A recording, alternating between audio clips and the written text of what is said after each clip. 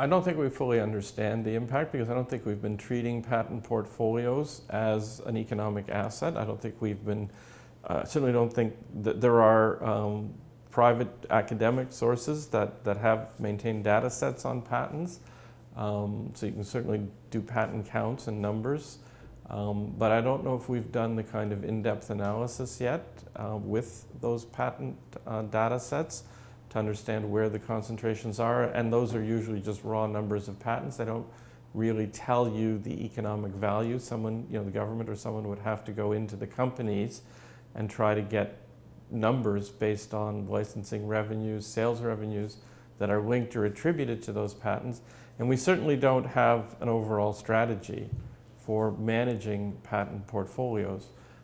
We can definitely see from what's happening in the wireless and tablet market, the smartphone and tablet market in the US and globally, the patent battles that are underway at the moment between major players, particularly Apple, Samsung, Google, and now Google's purchase of Motorola's handset division. Google paid $3 billion more than they had originally intended to, just because they viewed gaining control of that patent portfolio so critical to their ability to compete in the handset, the smartphone and tablet market in the future. So I think in terms of corporate strategy and competitiveness, the last year and a half, we have witnessed a whole new development with respect to the way major multinational firms in key market segments are treating patents and patent portfolios both as offensive devices to preclude or keep their competitors out of certain markets. Samsung was just blocked from selling its Galaxy tablet in Germany, in the entire German market.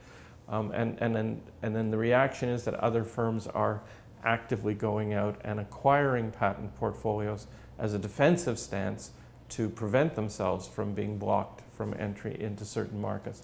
So from a national policy point of view, watching these kinds of developments, it should be saying to our policymakers, now is the time, if ever there was one, to begin to think much more strategically than we have in the past about how we protect the patents we have, how we help grow the patent portfolio that Canadian firms in key market segments have, and how we monitor competitive threats and competitive opportunities arising from our overall portfolio of patents.